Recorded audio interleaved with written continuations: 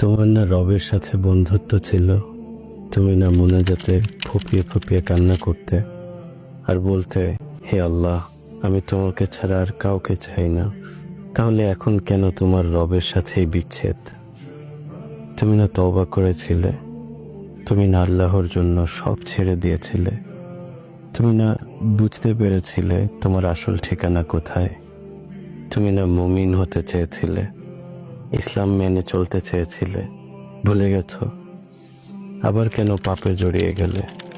তুমি না সিজদায় পড়ে কেঁদেছিলে তোমার গুনাহের জন্য?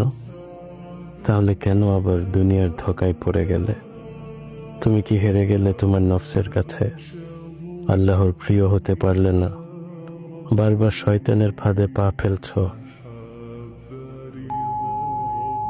ব্যাপার না, এখনো সময় আছে। তুমি কি জানো না তোমার রব কত মহান?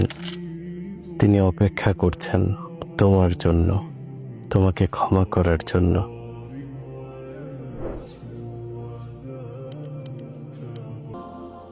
ভিডিও ভালো লাগলে কমেন্টে জানাবেন এবং অবশ্যই সাবস্ক্রাইব করবেন।